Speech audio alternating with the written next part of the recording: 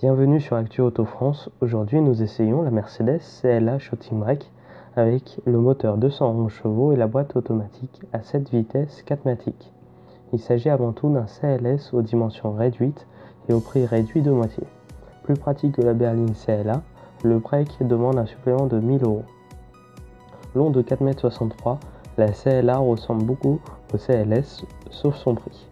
Notre version d'essai coûte 60 975 €, mais pour cela vous aurez un véhicule avec la finition sport et des options telles que des assistances à la conduite, un pack technologie, un système hi-fi Harman Kardon et des inserts décoratifs AMG. Côté style, la CLA c'est une ligne de toit fuyante avec un haillon très incliné. C'est un style très dynamique et très musclé dû au bouclier imposant et aux grosses jantes.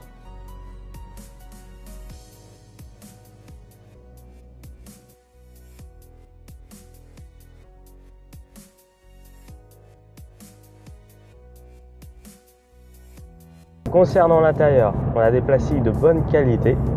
Sur le haut du tableau de bord, on a du cuir de très bonne qualité aussi, avec des surpiqûres rouges du plus bel effet. On a des sièges en cuir de très bonne qualité, des sièges baquets qui sont vraiment, mais alors vraiment très confortables. On a une très bonne assise, c'est vraiment très agréable, que ce soit pour le conducteur ou pour le passager. On a par contre, en bas du tableau de bord, on a des plastiques de moyenne qualité. Alors on critique d'autres marques pour ces plastiques pas forcément flatteurs. Ici, ils sont peut-être mieux dissimulés, mais pas forcément de meilleure qualité. À part ça, l'ergonomie est vraiment bien. Toutes les commandes tombent sous la main. On a tout sur le volant, que ce soit pour le téléphone, les commandes, de la radio, des médias ou même de la navigation. On peut tout retrouver sur l'ordinateur de bord, donc ça c'est vraiment un excellent point. Néanmoins, il faut prendre l'habitude d'utiliser ce système parce qu'il n'est pas forcément très ergonomique au début. Il faut bien apprendre les commandes, savoir quelles sont les commandes qui entraînent le GPS ou la radio par exemple. Ça peut être déroutant au début, mais à part ça, franchement, c'est nickel. Vraiment, les inserts décoratifs AMG sont vraiment magnifiques, avec du rouge un peu partout. C'est un modèle sport, ça se voit à l'intérieur. Moi, dans les compteurs, j'ai des petites touches de rouge, un peu design, un peu sport. Donc ça, c'est vraiment sympa. Vraiment, tout ce qui est qualité, la Mercedes a fait du très bon boulot. C'est sympa. Après peut-être en bas du GPS, peut-être juste améliorer, enlever un peu de commandes, rendre le GPS par contre tactile, et ça franchement ça serait super bien. Justement, au niveau du GPS, on a une cartographie qui n'est pas franchement terrible. C'est assez complexe à lire. On se trompe souvent de destination ou dans un rond-point on se trompe de sortie. Ça c'est un peu embêtant quand même, notamment quand on ne connaît pas, hein, c'est le but du GPS. Après, à part vraiment la cartographie, les Bluetooth marchent bien, que ce soit des iPhones, des Samsung ou d'autres marques, c'est nickel. On n'a pas forcément de gros problèmes de plantage ou de choses comme ça. C'est vraiment, ça marche bien, pas de souci. On a un son Harman Kardon qui est une option, mais alors là franchement je peux vous dire que c'est sublime. Enfin, ça marche vraiment très bien. Pas besoin de mettre très fort, sinon vous allez vraiment vous n'allez plus avoir d'oreille quoi. Concernant la motorisation, ici on est en moteur 250 essence, donc c'est un moteur de 211 chevaux. Donc par rapport au gabarit du véhicule, 4,70 m, c'est suffisant. Alors ici on est en boîte auto, boîte automatique 4MATIC. Le problème sur cette boîte, c'est une bonne boîte, elle est par contre un peu lente.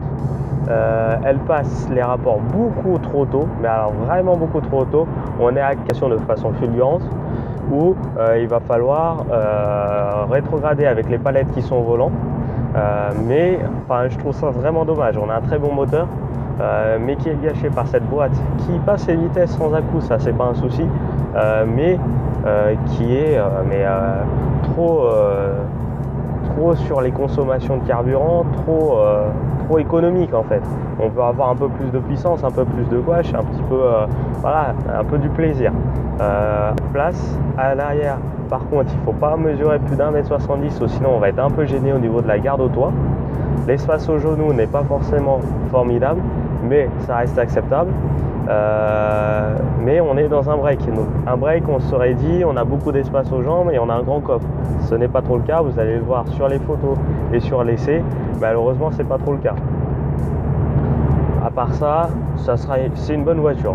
Alors, on a des bonnes bases, on a un bon moteur, on a une bonne boîte de vitesse, mais qui serait soit un petit peu améliorée sur les passages de vitesse, soit à faire soi-même, donc à passer les vitesses soi-même, soit à prendre une boîte manuelle. À mon avis, ce moteur et une boîte manuelle, ça doit être de la folie.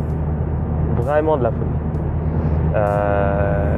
Concernant les technologies du véhicule, on est vraiment au top là-dessus aussi, mais peut-être trop. Je m'explique. On a des détecteurs d'angle mort sur les deux rétroviseurs qui sont intégrés dans les rétroviseurs. Un peu déroutant, pourquoi?